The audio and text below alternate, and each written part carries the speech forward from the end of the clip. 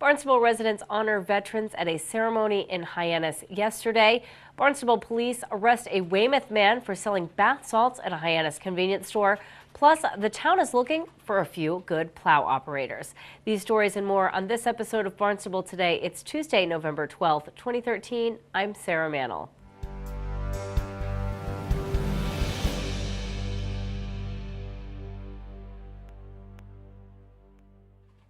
A parade and ceremony in Hyannis honored Barnstable veterans yesterday. The parade stepped off on South Street and made its way around to the town green. There, Reverend Jonathan Singer of the First Baptist Church of Hyannis gave the invocation after the Barnstable High School Band performed the national anthem and the Barnstable High School Chamber Chorus performed You're a Grand Old Flag. Senior Master Sergeant Debbie Shavi spoke about challenges veterans face today and thanked the many veterans in attendance for their service. 5 veterans laid 5 wreaths on the green, one to represent each foreign war. Those wreaths will now be placed on various memorials throughout Barnstable. That moving tribute was followed by a rifle salute by the Yarmouth Minutemen Honor Guard. Barnstable police officer Stephen O'Brien wrapped up the ceremony with a wonderful rendition of God Bless America. The dangerous drug bath salts is again making news in Barnstable. Chief of Police Paul McDonald says the narcotics unit has been investigating the sale of bath salts at the corner Food Mart at 640 Main Street in Hyannis for several months. They were targeting this specific address because we had received numerous complaints.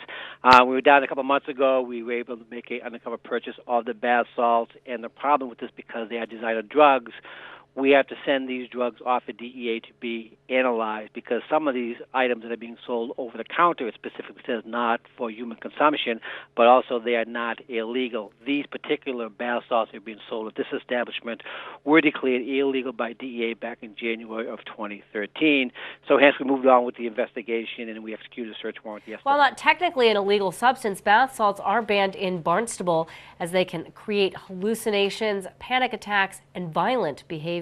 They mimic the effects of cocaine, LSD, and they have been linked to several different violent behaviors. But the problem we have, law enforcement have, is because the designer drugs, what the manufacturers do is they slightly change the molecular structure, which means now they're not illegal, which means they have to be sent on to back to DEA again to be tested, and then be put back on the Class C schedule of illegal narcotics. So there is a process involved with it. 34-year-old Mohammed Abid, an employee of the store, was arrested and is facing charges of possession with intent to distribute.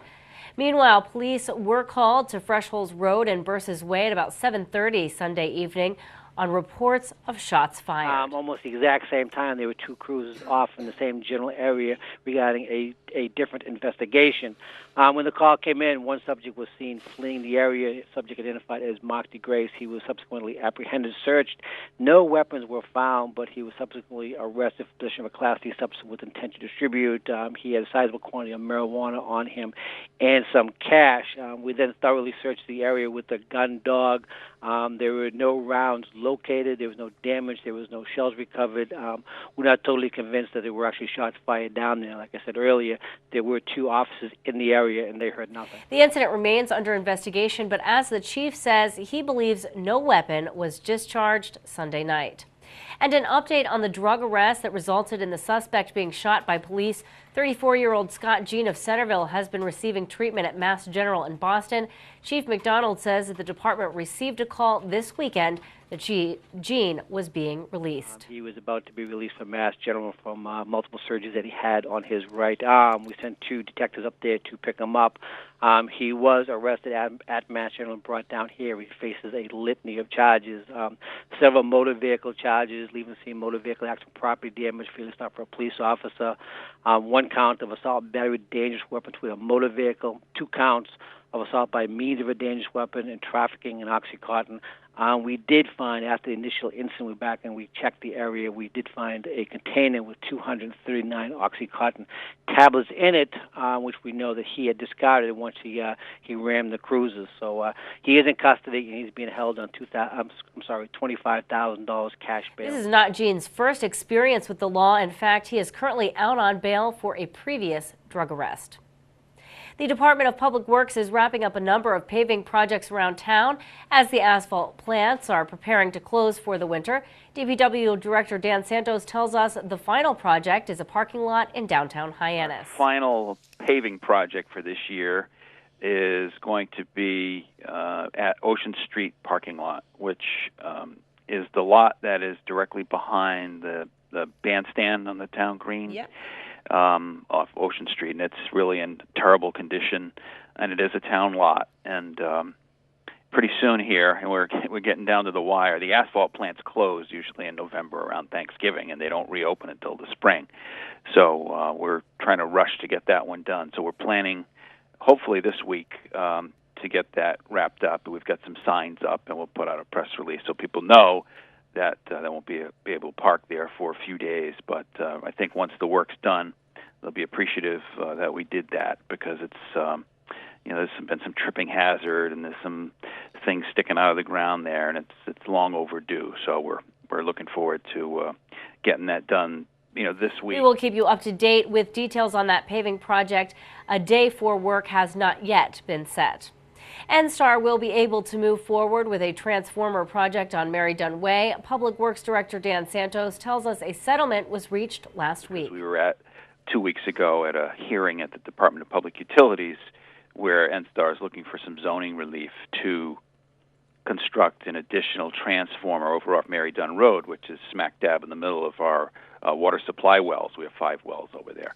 And we've been working with them to try to come up with a remedy that would allow them to construct this new transformer, yet provide adequate protection for groundwater supplies. And I'm pleased to say that just last week, working with Charlie McLaughlin and at the legal department and NSTAR, we were able to reach an agreement where we're going to have a very robust containment system constructed around not only the new transformer, but the 2 existing transformers that would really protect and contain any oil spills that could threaten our groundwater.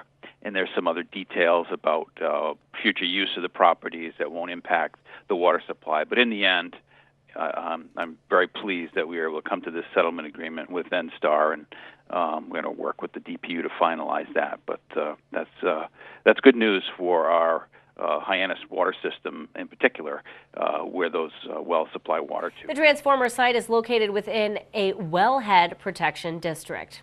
A new boardwalk at Kiis Beach will be done before the end of the month. And, probably in the next 2 weeks, we'll finish that up. And if you've been down there, you can see there is a lot of clearing done on the ocean side and right around the new culvert.